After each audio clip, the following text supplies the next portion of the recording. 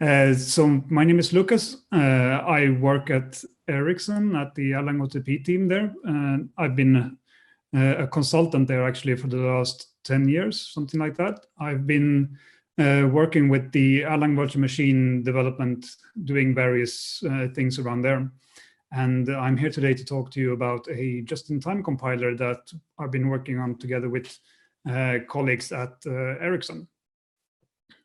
So this is going to be a kind of a high-level basic introduction talk about the solution that we've done, the reasons, and looking a bit to the future to see what's happening.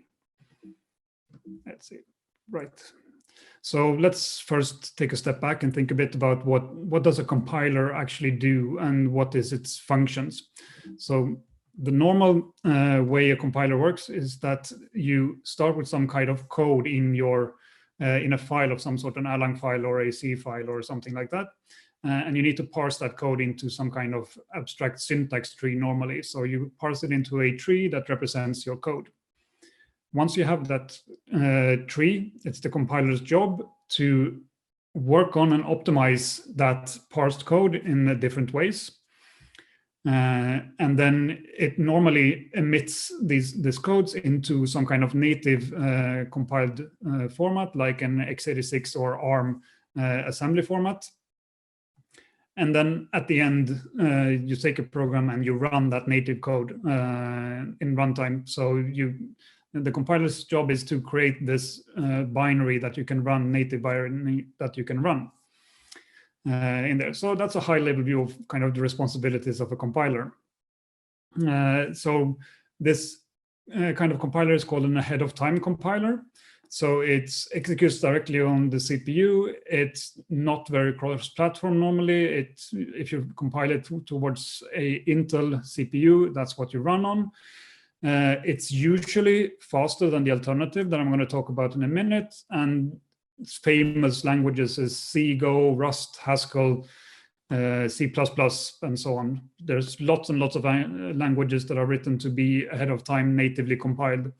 And there seems to be a tendency nowadays to make more and more languages ahead of time native compiled because the tool chains around generating native code has progressed a lot the last 5-6 years with the help of a tool chain called LLVM. And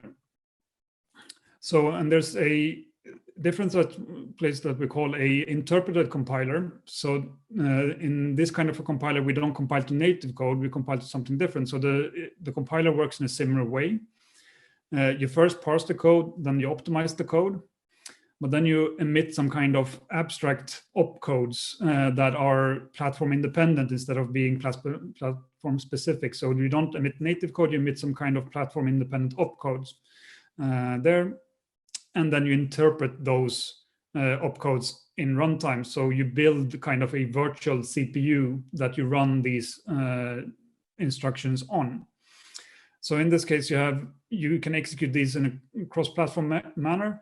The compiler becomes a lot more simple because you can emit these cross-platform opcodes instead of having to target ARM, Intel, and so on, different native architectures. And some examples of these are JavaScript, PHP, Perl, Ruby, Python. There's a plethora, and there's mixes between these two as well. So you can do native and interpreted in some of these languages. There. And then there's the concept of a just-in-time compiler. So this is kind of the ahead-of-time compiling part of the world.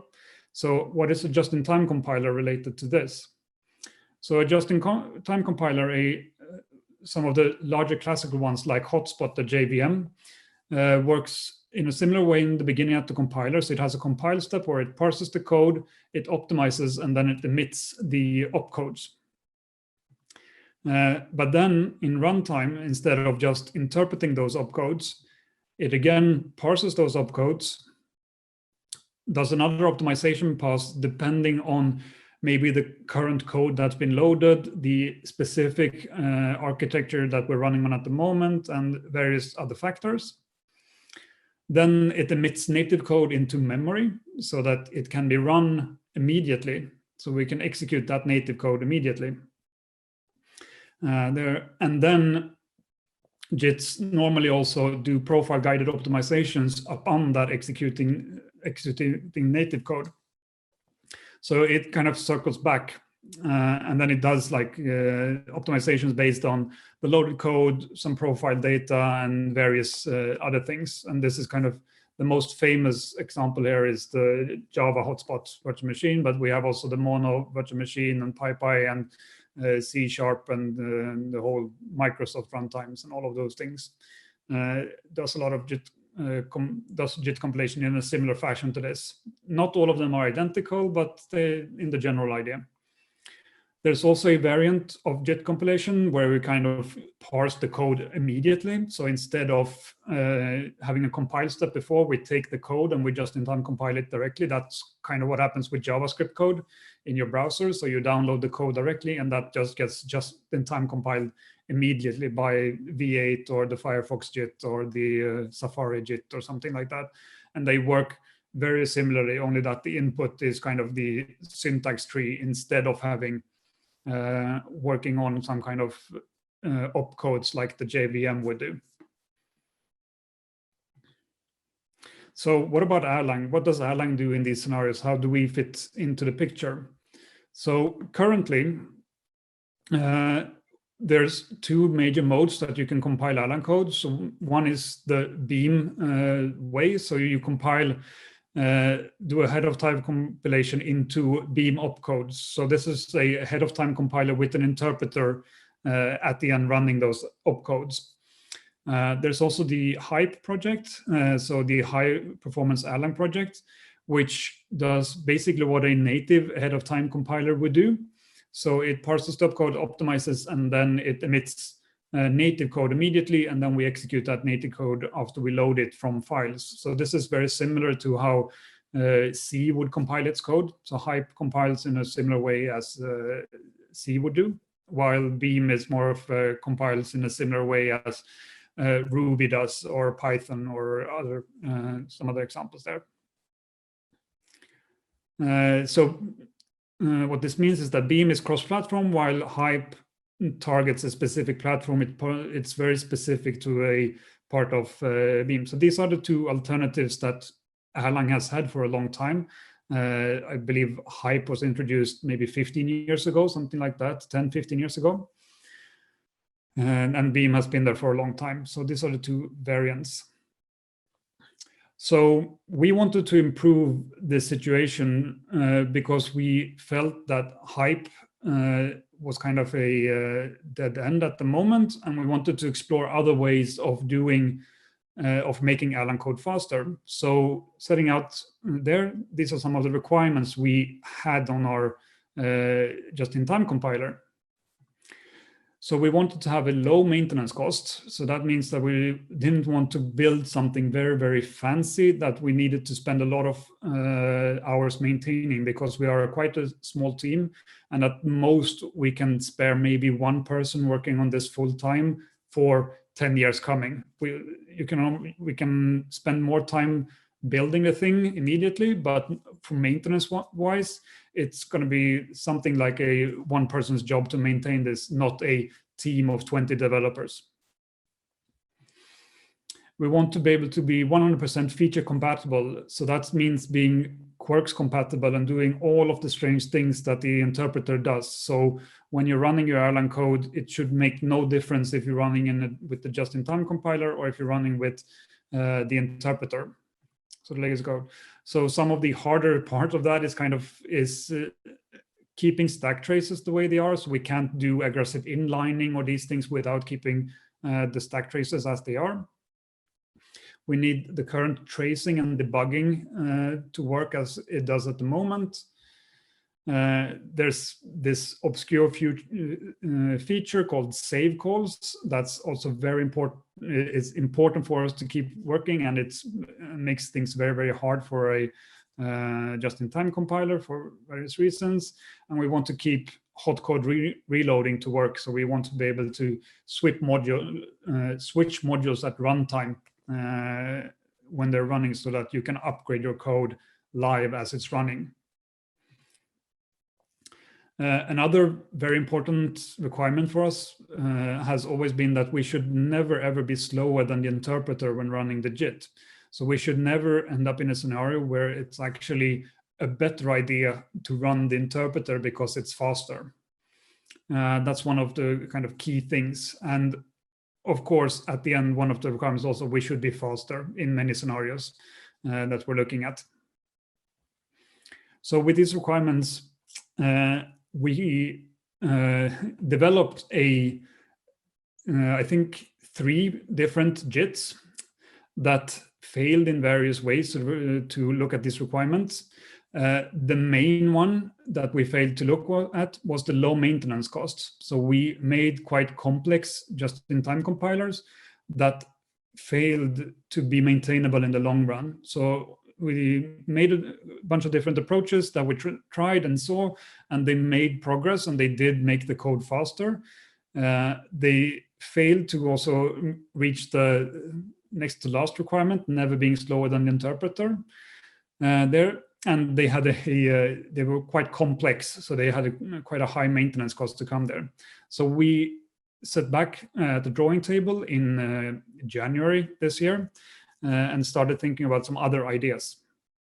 So this is where BMASM, as the name of the JIT is called, comes from. And this is the ideas that we took from then and started to experiment with, and then made the just-in-time compiler from.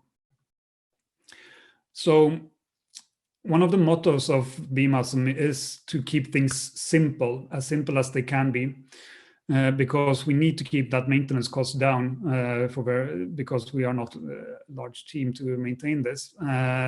So if you look at the normal, the way I described like a just-in-time compiler before, some of the most complex parts are the optimizing parts of a just-in-time compiler.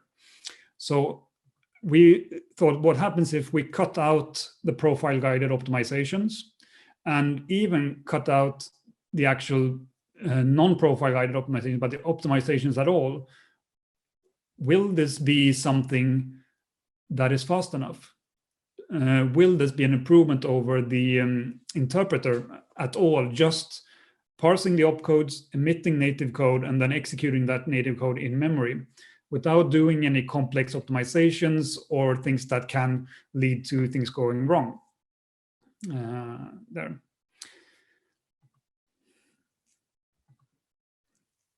So it turns out that you can, and it does make a difference. So BMASM translates kind of Beam code directly at load time into native code without doing any fancy transformations or doing any optimizations as such. We do p-pole optimizations and argument some small things, but those are the same optimizations that we do for the interpreter. So we've carried off the load time optimizations we do for the interpreter into the native code, and it turns out that it keeps the performance and it makes it much better in some cases and equivalent in the other cases that matter. There. So some of the things that we have decided that, to do with BMASM that makes it a lot simpler to maintain with regards to kind of the runtime system, because the runtime system of Erlang is kind of large. It's an operating system in itself. So we keep the stack and the heap identical as the interpreter. So we don't do any special things with the stack and the heap depending on where we're running. We keep the same register allocation done as with the interpreter as the Erlang compiler. So we don't do any register allocation in Erlang when we're JITting the code. Whenever anything grows very complex in an instruction, we call C code to manage that complexity instead of writing assembly for it.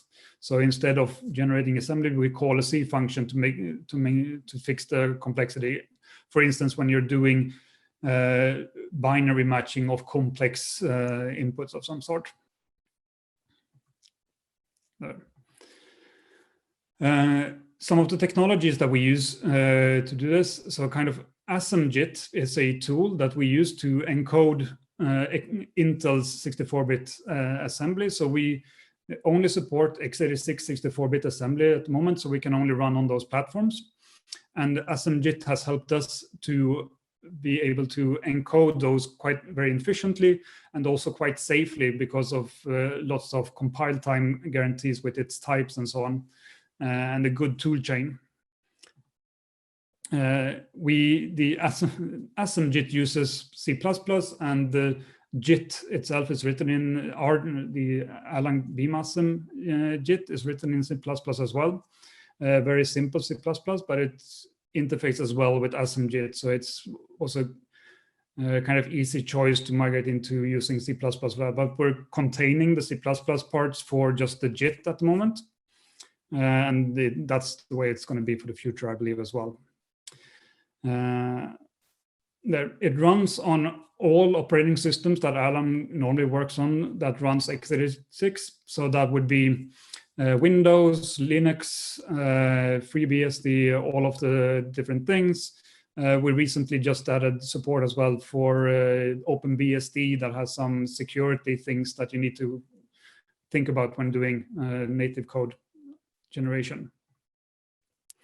And most importantly as well, the old interpreter still works and is used on all the platforms that we do not support with the JIT. So if you're running on ARM, or if you're running on MIPS, or if you're running on PowerPC or some other esoteric architecture, Erlang still works, and a lot of the code is still overlapped between and work exactly the same way as it did before. It's just that for Intel 64-bit at the moment, Erlang is a bit faster than it is for all of the other architectures. So what benefits did we gain from doing this just-in-time compiler? So from the maintenance point of view, since we do no optimizations, we get fewer faults, we get a lot faster loadings, we don't get any warm-up time at all. So our JIT doesn't have to warm up there. So that makes it a lot easier to maintain. When translating the interpreter beam instructions into the native code, you can just look at what GCC or CLang emits and then kind of transcribe that assembly code into the instructions, which makes it kind of very easy to port to new architectures, because we can only compile the interpreter to an ARM architecture, for instance, look at what the GCC does on ARM, and then implement those instructions. It's a very mechanical kind of work to do there. Also, ASM.JIT is a much smaller project than the alternative that would have been like LLVM. So if ASM.JIT is not maintained anymore for some reason, then we feel like we can take on the maintenance of ASM.JIT and move that forward, even though not in the same capacity, obviously, like the original author, but we can still manage that with LLVM. That would not be an option there. And also, it's automatically enabled for the users. So for anybody using it, there's nothing you have to do. It's just enable that compile time of the Erlang emulator, and then presto, you have a JIT. Performance-wise, so looking at the performance of BeamASM, there's a standardized benchmarking suite that we use to test kind of the performance of Erlang, the language. That's called eStone. It measures the amount of stones that it can get within when running a benchmark suite. So the amount of stones on my benchmarking machine went from about 490,000 to 840,000. So that's a 70% improvement of eStones. So that translates to roughly a 70% improvement on Erlang heavy load. But there's, as you can see from the bullet points further down, there's a big difference depending on what you're doing. So the benchmarks that are kind of heavy on allocation and deallocation, function calls and pattern matching, they get almost a doubling in speed. So they run twice as fast.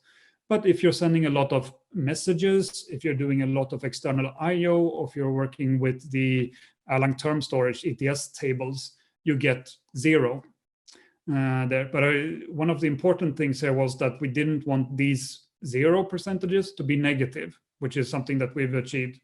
So that's good there. But since the entire runtime system is the same, you don't see any changes there, but you do see changes in the Erlang code. So if we look at something that's traditionally written in Erlang, you can see, for instance, JSON encoding and decoding. It seems to be kind of the only thing we do nowadays with our computers, is encoding JSON and decoding JSON. So on average, when running the benchmarks that come with 2 Elixir suites, one called JSON and Poison, the average improvement of all of the different JSON tools there is about 65%. So it's not really a doubling in performance, but almost, it's halfway there.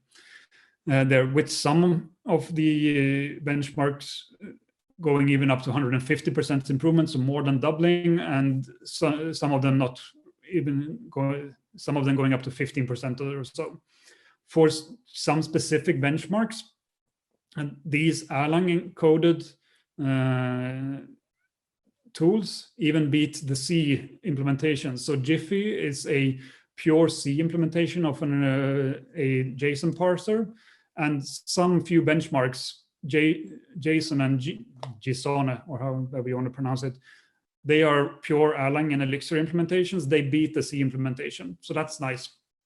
There, Jiffy has to work with a completely different API, so it makes sense that it beats them, but it's still, before the JIT, it wasn't even in the same ballpark, so that's nice. For some bigger applications, one of the larger ones, open source, that's running is RabbitMQ. That's a very popular application.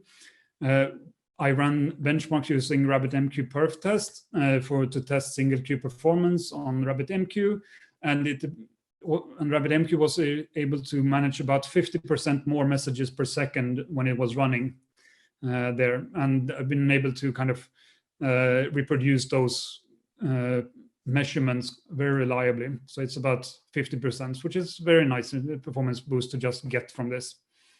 There.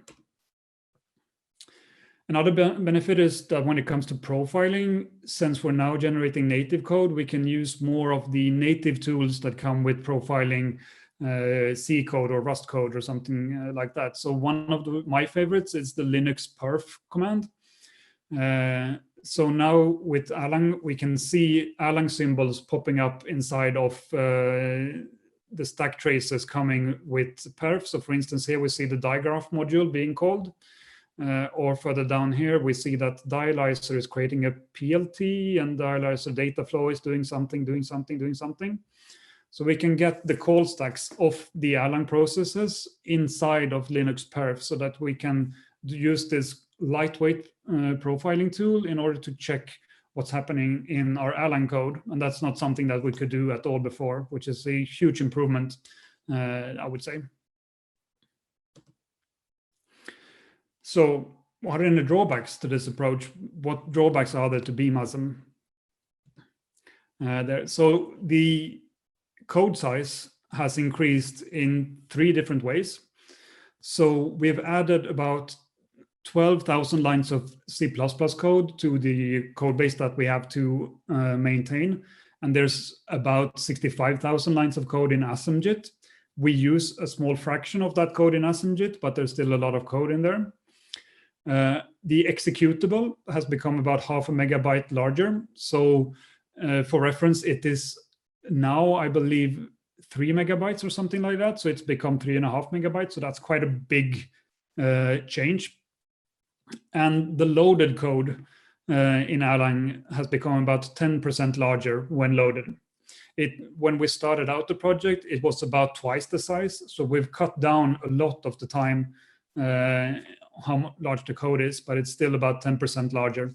But in a system that's running on a big server, this will make no difference because you're running multi-gigabyte RAMs anyway. And if you're running on a small embedded system, then you most likely want to have the interpreter anyway in order to reduce the size of the code.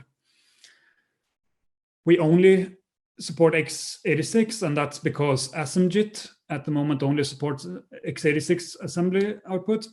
They've recently developed an ARM branch that seems to be working, but we have not checked it out. So it seems to be progress in the ARM part, but not for PowerPC or MIPS or any of the other architectures there so far. Luckily for us, the world seems to be doing a lot of Intel and ARM at the moment. So these are the two major ones, so we will focus on them at the moment. We are not tied to using JIT as an assembler. We could switch if we wanted to, but it provides a lot of development experience bonuses when using that. So it's a nice tool to use. Unfortunately, also, the changes in BMASM meant that we had to kind of rewrite the Erlang code loader from scratch, which means that all of the hype support in the code loader was lost because we do not have an interest or the manpower to support that. So that means that hype is currently not working, and we're looking to actually remove that completely from the release in OTP 24. So when is all this happening? So the PR was open somewhere, well, on a different conference about 2 months ago, and it was merged on the 22nd of September. So yay, merged, and it works. We've gotten very few bug reports, maybe 1 or 2. So it seems to either nobody is testing it or it works as it should. We don't know. The master branch is slated to be released in May 2021, so in about half a year. We're doing some minor improvements all the time. We recently merged something called the WXORX support, which is something needed for executing on secure platforms like secure Linux and OpenBSD and so on. So there's small minor improvements happening all the time there. If you are interested to have some more information, these are some links that you can check on. So the PR itself contains a lot of information for different parts. We have an ongoing blog post series that looks at more details about how the specific instructions are implemented and looking at these things. Me and the colleague that's been writing most of the code, John Högberg, have been on 2 podcasts that you can listen into and listen to us talk about everything between the JIT compiler and how we work at the Erlang OTP team at Ericsson and lots of different other questions in there. So the future, what else do we have in store for BMASM and the Erlang JIT? So we're looking at ARM 64-bit support. So that's coming when we don't know. We hope to have that support in the release by OTP 24. So when the release of the JIT happens, we hope to have ARM 64-bit support in there as well. Mainly because we want to support the new Apple laptops that are coming out and for people to be able to develop and run benchmarks and so on these there, and also to run on Raspberry Pis and so on, whatever other ARM 64 things. We want to improve the perf integration. The call stacks is not perfect at the moment, and they leave a lot to be desired. So we want to look at that. We want to do some kind of type-guided load time optimizations driven by the compiler. So the compiler has the Erlang compiler has a lot of type information at the moment that it doesn't tell the interpreter because the interpreter doesn't need to know it. But we want to transfer some of that knowledge because the JIT can do decisions depending on this type knowledge. For instance, if you check if something is a list or not, or get an element from a list or something, and we know that it cannot fail, these kinds of type informations would be good to know at load time, or if something can never become a big num, if it's always small integers. But otherwise, we're focusing on improving the compiler as much as we can, making the ahead of time compilation part of Erlang better and leaving as much as we can of the JIT as it is so that it has time to mature.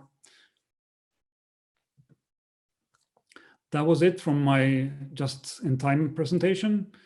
Do we have any questions about all of this?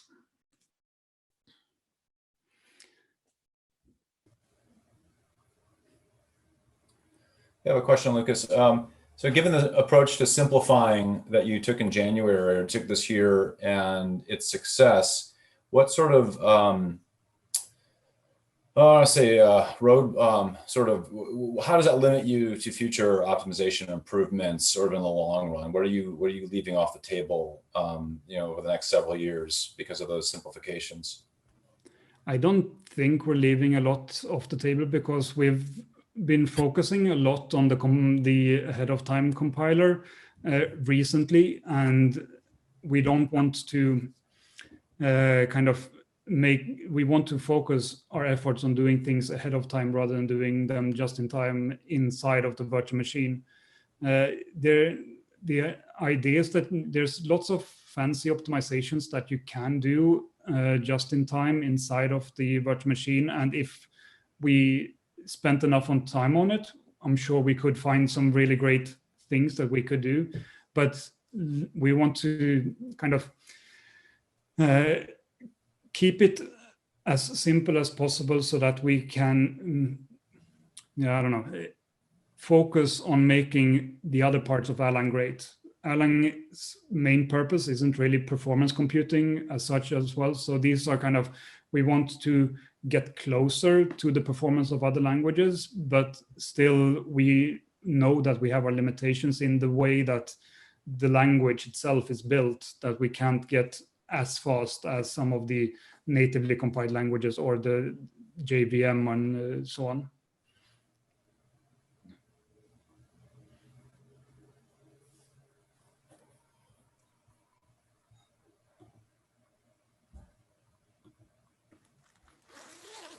Any other questions for Lucas?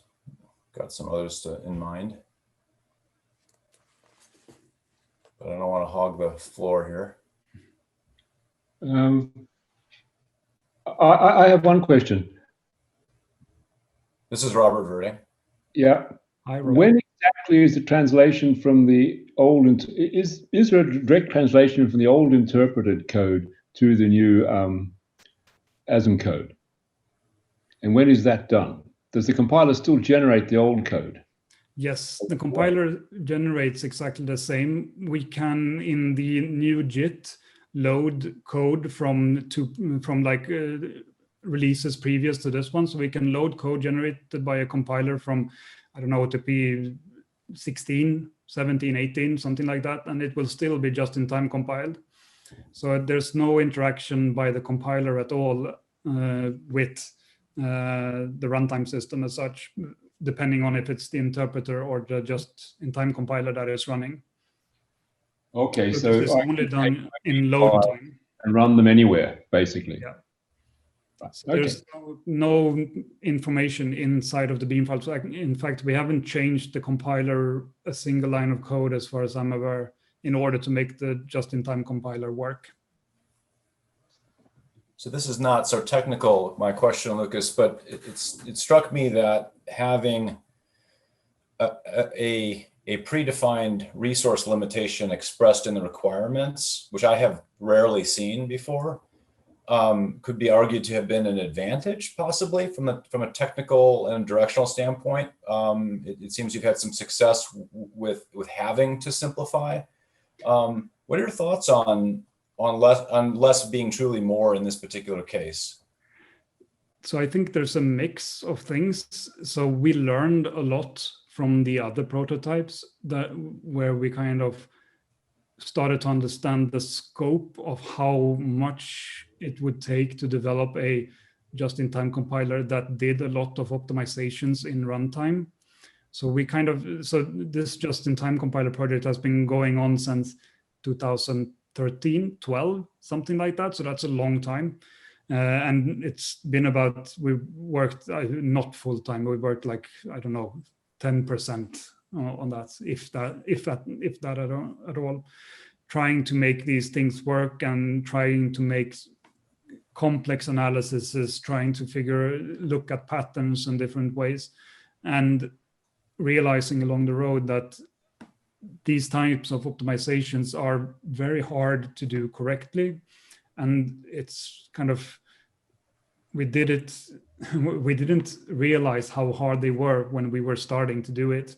So there's a lot of experience going on in there. So it's kind of one of the in one of the podcasts I mentioned, one of the interviewers there said that, so what you have to do to make a JIT is think for 7 years and then spend 6 months implementing it. And I think that's kind of very true, that you need to spend a lot of time trying out different approaches and figuring out what you want to do. And then after a while, you have this nagging feeling that, okay, so what if we try this? So with BMAS, and what we did was that we did a small prototype and just tried to compile one module and see, okay, so can we make this faster by not doing any optimizations at all? Because we knew from the other JIT attempts that it wasn't obvious that things were going to be faster just because we put it in native code.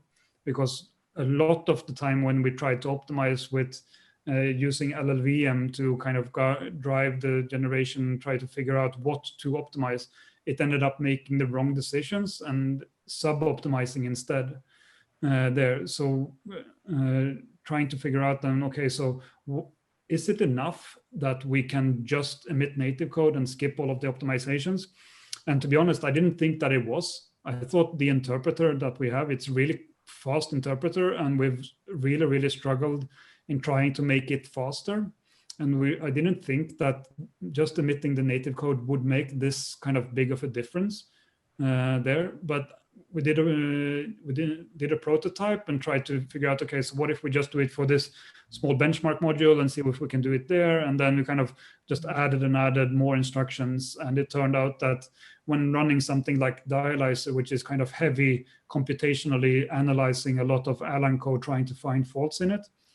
So when running that kind of code, we are running as quickly as the Hype project runs.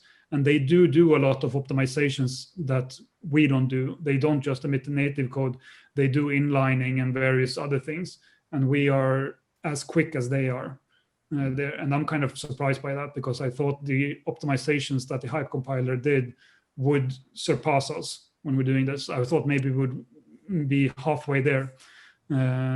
So it's kind of a prototype that turned out to be really good, ended up being the entire thing.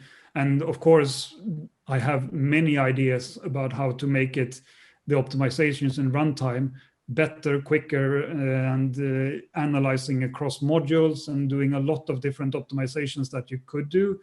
And I have to kind of remind myself of the reasons why, no, we cannot maintain something like that in the long run, really, running with that. So trade-offs. Yeah.